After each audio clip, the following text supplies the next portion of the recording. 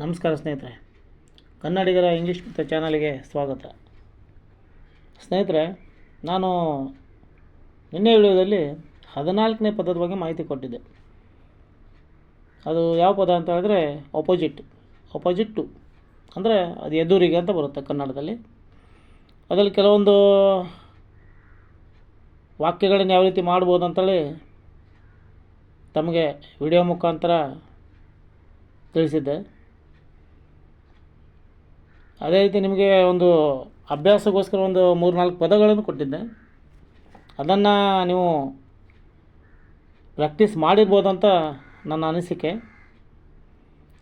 Practice ಮಾಡಿದ್ರೆ ಅಂತ ತಿಳ್ಕೊಂಡಿದ್ದೇನೆ ಬಿಡಿ. ಮಾಡೇ ಮಾಡ್ತೀರಾ, ಯಾಕಂದರೆ ಕನ್ನಡಿಗರ ಇಂಗ್ಲೀಷ್ ಮಿತ್ರ ಚಾನಲ್ ನೋಡ್ತಾ ಇದ್ದೀರಂತ ಗೊತ್ತಾಗುತ್ತೆ. ಇದರಿಂದ ತಮಗೂ ಅನುಕೂಲ ಆಗುತ್ತೆ. ಇವತ್ತಿಗೆ 14ನೇ ಪದವರೆಗೆಲ್ಲ ಮುಗಿದಿದೆ ಸ್ನೇಹಿತರೆ. ಮತ್ತು ಇವತ್ತಿನ ನಾನು ವಿಡಿಯೋದಲ್ಲಿ 15ನೇ ಪದದ ಬಗ್ಗೆ ಮಾಹಿತಿ ಕೊಡಲಿಕ್ಕೆ ಈ ವಿಡಿಯೋವನ್ನು ಮಾಡ್ತಾಯಿದ್ದೇನೆ.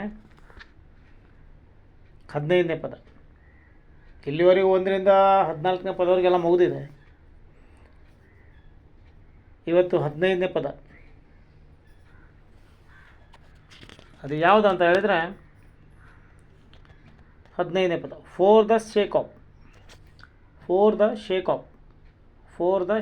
ಆಫ್ ಅಂದರೆ ಸಲುವಾಗಿ, ಅಂದರೆ ಮತ್ತು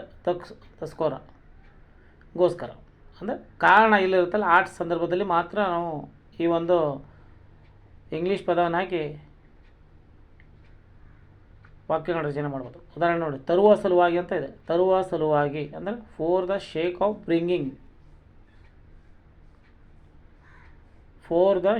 ಆಫ್ ಬ್ರಿಂಗಿಂಗ್ ಅಂದರೆ ತರುವ ಸಲುವಾಗಿ, ಕಾರಣ ಅನ್ನೋದು. ಓದುವುದಕ್ಕೋಸ್ಕರ for the sake of reading. ಇನ್ನು ಹಾಡುವುದಕ್ಕೋಸ್ಕರ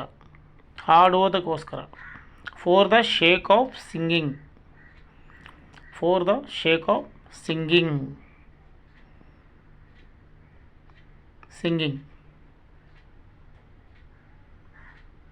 ನೋಡಿ, ತರುವ ಸಲುವಾಗಿ, ಓದುವುದಕ್ಕೋಸ್ಕರ, ಹಾಡುವುದಕ್ಕೋಸ್ಕರ ಇದ್ದಾಗ ಯಾವ ರೀತಿಯಾಗಿ ಇಂಗ್ಲೀಷ್ನಲ್ಲಿ ಫಾರ್ ದ ಶೇಕ್ ಆಫ್ ಬಳಸಿದರೆ ವಾಕ್ಯಗಳನ್ನ ರಚನೆ ಮಾಡ್ಬೋದು ಸ್ನೇಹಿತರೆ. ಮೋಸ್ಟ್ಲಿ ಏನಂದ್ರೆ ಸ್ನೇಹಿತರೆ, ಇದಕ್ಕೆ ನಾವು ಧಾತುಗಳು ಬಂದಾಗ ಹಿಂಗನ್ನು ಬಳಸಲೇಬೇಕಾಗುತ್ತೆ ಕಂಪಲ್ಸರಿಯಾಗಿ. ING ಅಂತೇಳಿ.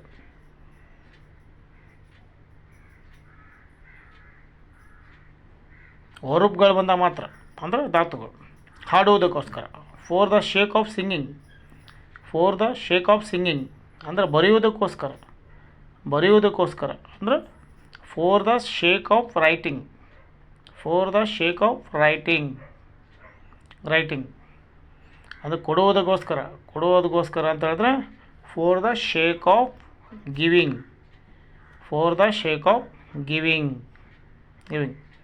ಇವೆಲ್ಲ ನೋಡಿ ಸ್ನೇಹಿತರೆ, ಏನಂತ ಹೇಳಿದ್ರೆ ಓದು, ಹಾಡು, ಬರೆ, ಕೊಡು ಎಲ್ಲ ಧಾತುಗಳು. ಧಾತು ಬಂದಾಗ ನಾವೇನು ಮಾಡ್ತೇವೆ, ಇಂಗನ್ನು ಹಾಕ್ತೇವೆ. ಕಂಪಲ್ಸರಿ ನಾವು ಹಾಕಲೇಬೇಕು. ಧಾತುಗಳು ಬಂದಾಗ ಮಾತ್ರ. ಧಾತುಗಳಂದರೆ ವರ್ಬ್ಸ್ಗಳು ಬಂದಾಗ ನಾವೇನು ಮಾಡಿದ್ರೆ ಸಹಜವಾಗಿ ಇಂಗನ್ನು ಹಾಕಿ ವಾಕ್ಯಗಳನ್ನು ರಚನೆ ಮಾಡ್ತೇವೆ. ಅದು ಬರೆಯೋದಕ್ಕೋಸ್ಕರ ಅಂತ ಹೇಳಿದ್ರೆ for the sake of the writing, giving, singing, reading ಈ ರೀತಿಯಾಗಿ ಬರುತ್ತೆ. ಇನ್ನು ಧಾತುಗಳು ಇಲ್ಲದೇ ಇದ್ದಾಗ ಯಾವ ರೀತಿ ನಾವು ವಾಕ್ಯಗಳನ್ನು ರಚನೆ ಮಾಡ್ಬೋದು ಅನ್ನೋದ್ರ ಬಗ್ಗೆ ನೋಡಿ, ಕೆಳಗಡೆ ಇದೆ ಸ್ನೇಹಿತರೆ. ಈಗ ನಾವು ಧಾತು ಹಾಕಿ ವಾಕ್ಯಗಳನ್ನ ರಚನೆ ಮಾಡಿದ್ವಿ. ಈಗ ಧಾತು ಇಲ್ಲದೆ ಯಾವ ರೀತಿ ಮಾಡ್ಬೋದು, ತಂಗಿಯ ಸಲುವಾಗಿ ಅಂದರೆ for the sake of sister.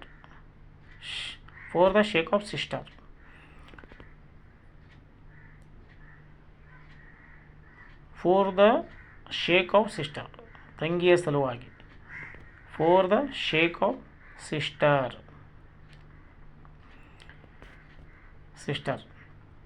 ಇನ್ನು ತಂದೆಯ ಸಲುವಾಗಿ ಅಂದರೆ for the sake of father. ಇನ್ನು ತಾಯಿಯ ಸಲುವಾಗಿ for the sake of mother. ತಾಯಿಯ ಸಲುವಾಗಿ ಅಂದರೆ for the sake of mother ಅಂತ ಆಗುತ್ತೆ.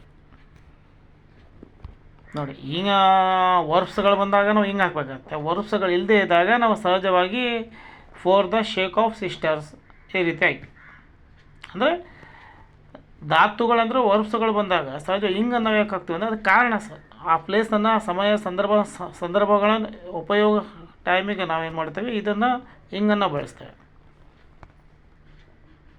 ಇವತ್ತಿಗೆ ನಾವು 15ನೇ ಪದ ಬಗ್ಗೆ ಮಾಹಿತಿ ನೋಡಿ ಸ್ನೇಹಿತರೆ. ಈ ರೀತಿ ಕನ್ನಡದಲ್ಲಿ ಸಲುವಾಗಿ ಮತ್ತು ಗೋಸ್ಕರ ಇದ್ದರೆ, ಇಂಗ್ಲೀಷ್ನಲ್ಲಿ ಫಾರ್ ದ ಶೇಕ್ ಆಫ್ ಅಂತ ಇಂಗ್ಲೀಷ್ನಲ್ಲಿ ಪದವನ್ನು ಸೇರಿಸಿ ನಾವು ವಾಕ್ಯಗಳನ್ನು ಸಹಜವಾಗಿ ನಾವು ರಚನೆ ಮಾಡಬೇಕಾಗತ್ತೆ. ನೋಡಿ, 1ನೇ ಪದದಿಂದ 14ನೇ ಪದ ನಿನ್ನೆ ಆಯಿತು. ಇವತ್ತಿಗೆ 15ನೇ ಪದ. 15ನೇ ಪದವನ್ನು ಯಾವ ರೀತಿಯಾಗಿ ವಾಕ್ಯಗಳನ್ನ ರಚನೆ ಮಾಡ್ಬೋದು ಅನ್ನೋದ್ರ ಬಗ್ಗೆ ಈ ವಿಡಿಯೋದಲ್ಲಿ ಸಂಪೂರ್ಣ ಒಂದು ಮಾಹಿತಿ ನಿಮಗೆಗೋಸ್ಕರ ನೀಡಿದ್ದೇನೆ ಸ್ನೇಹಿತರೆ. ಇದೇ ರೀತಿ ವಿಡಿಯೋಗಳನ್ನು ನೋಡಿ ಸ್ನೇಹಿತರೆ, ಲೈಕ್ ಮಾಡಿ, ಶೇರ್ ಮಾಡಿ, ಸಬ್ಸ್ಕ್ರೈಬ್ ಮಾಡಿ. ಅದೇ ರೀತಿ ಬೆಲ್ ಬಟನ್ ಒತ್ತಿದರೆ ನಾನು ಹಾಕುವಂಥ ಪ್ರತಿಯೊಂದು ವಿಡಿಯೋ ಕೂಡ ತಮಗೆ ತಲುಪುತ್ತೆ ಸ್ನೇಹಿತರೆ. ಥ್ಯಾಂಕ್ ಯು ಸ್ನೇಹಿತರೆ. Thank you very much.